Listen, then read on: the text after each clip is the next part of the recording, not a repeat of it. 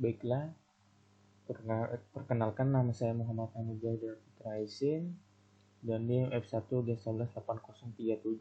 Di sini saya akan menjelaskan mengenai sistem waktu nyata yang pernah dibahas untuk memenuhi final saya.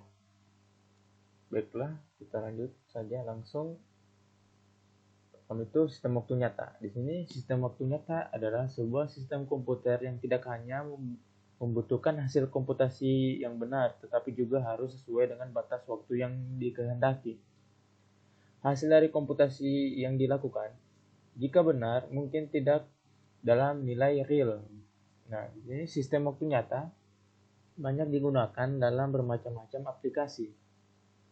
Sistem waktu nyata tersebut ditanam di dalam alat khusus, seperti di kamera, MP3 players, serta di pesawat dan mobil.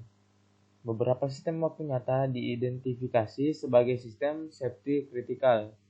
Dalam skenario ini, sistem waktu nyata harus merespon kejadian dalam batas waktu yang telah ditentukan. Jika tidak dapat memenuhi batas waktu yang ditentukan, maka akan terjadi bencana. Ini klasifikasi sistem waktu nyata. Suatu ciri sistem waktu nyata adalah komputer yang terhubung dalam lingkungan melalui peralatan interfacing yang banyak dan komputer menerima dan mengirim bervariasi sinyal. Contoh sistem waktu nyata yaitu proses pengambilan uang pada ATM, proses login dan atau pendaftaran online, proses pengenalan sidik jari pada absensi, proses perekaman suara, proses pendeteksi dan alarm, sistem pengiriman data transmisi yaitu berupa TV, telepon dan sebagainya, dan proses isi ulang pulsa. Lanjut, ini sistem waktu nyata diklasifikasikan menjadi clock based task yaitu cyclic periodic, lalu event based task yaitu aperiodic, dan interactive system. Nah, pada clock based task, sistem waktu nyata yang diukur berdasarkan konstanta waktu, yaitu waktu yang diambil dari respon suatu plan terhadap perubahan input atau beban. Konstanta waktu bisa diukur dalam satuan jam untuk proses kimia atau detik untuk sistem penerbangan. Semakin kecil konstanta waktu, maka sampling rate semakin kecil. Di sini sinkronisasi diperoleh dengan menambahkan clock pada sistem komputer yang dikenal dengan real-time clock. Sinyal ini digunakan untuk menginterrupt operasi komputer pada waktu yang telah ditetapkan, itu clock interrupt. Lalu ada event based task, di mana sistem yang beraksi karena respon terhadap suatu kejadian event. Nah, contoh menutup katup pada saat permukaan air sudah mengenai batas penuh. Digunakan interrupt untuk memberitahukan komputer aksi yang diperlukan, atau bisa juga mempergunakan polling komputer menanyakan itu pulse pada sensor apakah perlu dilakukan aksi. Lalu ada interaktif sistem, di mana sistem waktu nyata yang terjadi karena adanya suatu kejadian dan waktu rata-rata dari respon kejadian ini tidak boleh melebihi waktu yang ditetapkan. Jadi, merupakan gabungan antara clock based dan event based, hanya bedanya waktu respon setiap kejadian tidak selalu sama. Misal, pengambilan uang di ATM. Lalu, ada batasan waktu yaitu time constraints, di mana sistem waktu nyata dapat dibedakan berdasarkan batasan waktu. Yaitu ada hard real time, itu sistem waktu nyata yang memenuhi target pada setiap kesempatan. Contohnya pengontrolan temperatur blower. Nah, di sini sistem hard real time dibutuhkan untuk menyelesaikan critical task dengan jaminan waktu tertentu. Jika kebutuhan waktu tidak terpenuhi, maka aplikasi akan gagal. Dalam definisi lain disebutkan bahwa kontrol sistem hard real time dapat mentoleransi keterlambatan tidak lebih dari 100 mikrodetik. Secara umum, sebuah proses dikirim dengan sebuah pernyataan jumlah waktu di mana dibutuhkan untuk menyelesaikan atau menjalankan input-output. Kemudian, penjadwal dapat menjamin proses untuk selesai atau menolak permintaan karena tidak mungkin dilakukan. Mekanisme ini dikenal dengan resource separation.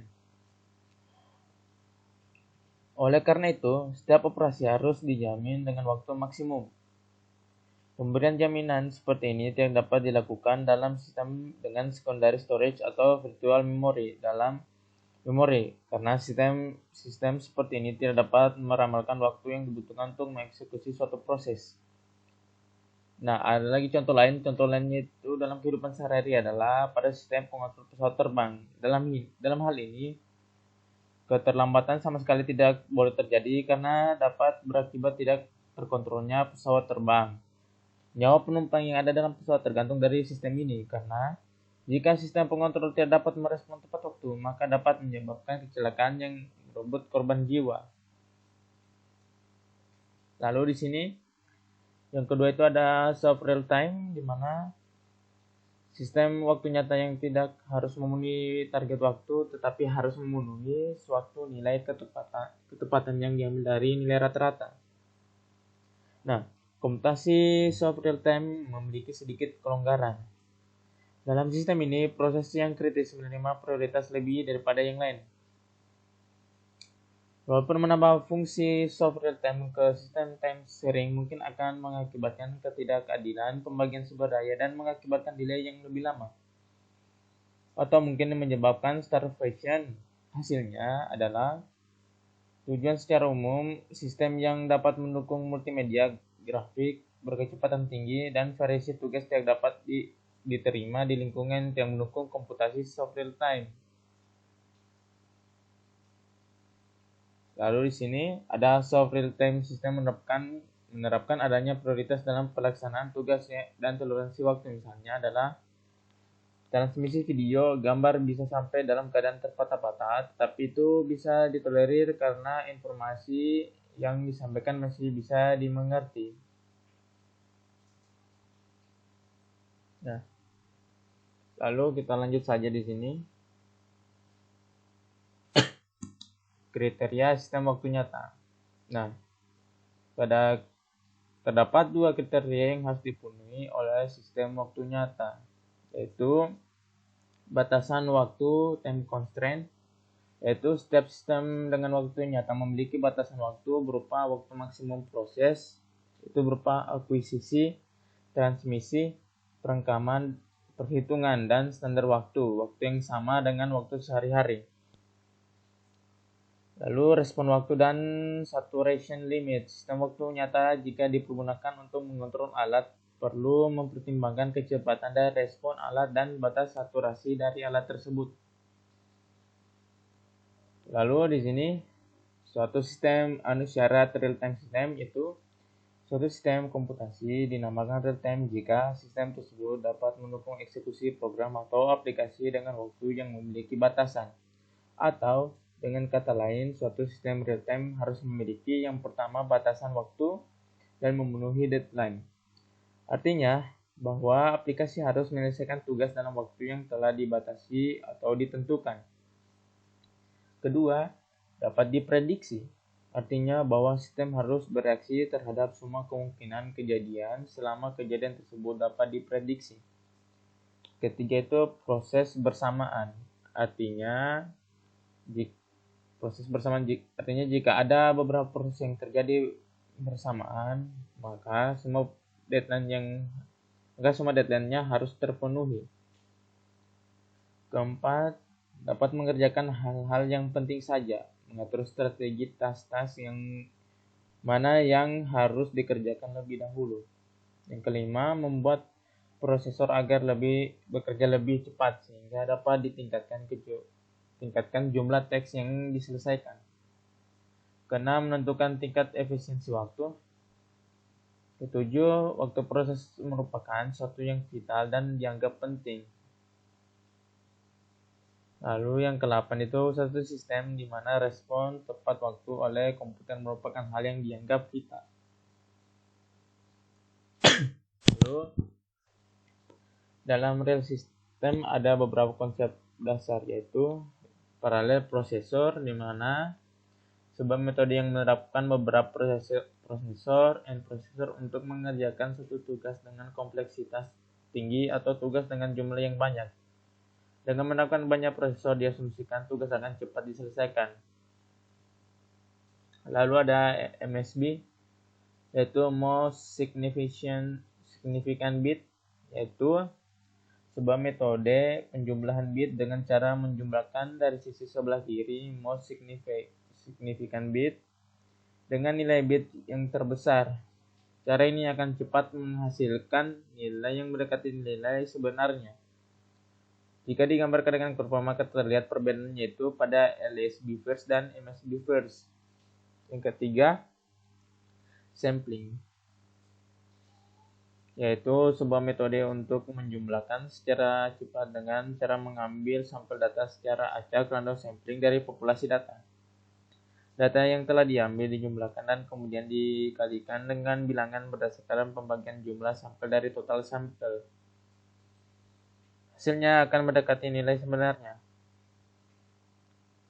Dengan cara ini memungkinkan pemberian nilai dengan estimasi pada saat belum diberikan waktu proses, sehingga dihasilkan proses yang lebih cepat. Proses sampling ini digunakan untuk mengambil data tetapi tidak secara keseluruhan, melainkan hanya diambil sampel-sampel tertentu saja dengan harapan sudah mewakili seluruh data yang ada. Keempat itu heuristik, yaitu sebuah metode yang menggunakan pengalaman sebelumnya untuk mengerjakan tugas-tugas yang diberikan. Berdasarkan pengalaman tersebut, tugas akan lebih cepat dikerjakan. Pada penerapan menggunakan teknologi sistem cerdas atau sistem pakar merupakan salah satu bagian dari ilmu komputer yang membuat agar suatu komputer dapat melakukan pekerjaan yang baik yang dilakukan oleh manusia. Cara yang digunakan adalah dengan memberikan pembelajaran atau learning terhadap komputer berupa software. Kelima, seleksi, yaitu sebuah metode yang akan mempercepat pengerjaan tugas dengan cara menyeleksi dan mengurutkan sorting dari nilai terbesar ke nilai yang terendah, itu decreasing. Setelah diurutkan kemudian dijumlahkan, hasilnya akan mendekati nilai totalnya. Sistem sorting digunakan untuk mengurutkan suatu data tertentu dengan tujuan untuk mempermudah pada saat terjadi pengambilan keputusan. Misalnya program akan mengambil bilangan besar, maka tinggal mengarahkan pointer pada indeks tertentu dan tidak melakukan seleksi pada setiap bilangan. Karena pre-processing itu sebuah metode untuk mempercepat pengerjaan tugas dengan cara menyiapkan hal-hal yang akan diproses sebelum waktu proses dimulai atau tugas belum datang. Proses lebih cepat karena sebagian tugas telah dikerjakan sebelum waktu proses dimulai. Sebelum tes akan dikerjakan datang, maka sudah diatur terlebih dahulu. Misalnya datanya diurutkan atau diseleksi terlebih dahulu. Tujuh, compression, yaitu metode untuk mempercepat pengerjaan tugas dengan cara mengompres data yang akan diolah. Jika data yang diolah adalah data terkompres, maka akan dihasilkan proses yang lebih cepat jika dibandingkan dengan data yang tidak terkompres. 8 itu adalah hardwareisasi, yaitu metode untuk mempercepat proses pengerjaan tugas dengan cara menghardwarekan software yang dipakai dalam pengerjaan tugas. Menghardwarekan software berarti mengurangi beban pengolah dan berarti pula mempercepat kinerja pengolah sehingga dihasilkan pengerjaan yang cepat. 9 itu scheduling, yaitu metode untuk memproses suatu job atau teks berdasarkan schedule yang telah ditetapkan sehingga tidak terjadi proses tumpang tindih. Lalu data reduction. 10. Data-data yang tidak dapat digunakan, tidak penting, atau data yang terulang, redundansi, bisa dilakukan pengurangan, reduction. Yang terakhir, prediction, yaitu prediction digunakan untuk memperkirakan suatu proses eksekusi data, berapa kira-kira yang digunakan untuk mengeksekusi sebuah program. Lalu sini saya akan menjelaskan earliest deadline first, deadline first atau EDF, atau less time to go adalah algoritma penjadwalan prioritas dinamis yang digunakan dalam sistem operasi waktu nyata untuk menempatkan proses dalam antrian prioritas. Setiap kali terjadi peristiwa penjadwalan, itu tugas selesai, tugas baru dirilis dan lain-lain, Antrian akan dicari proses yang paling dekat dengan waktunya.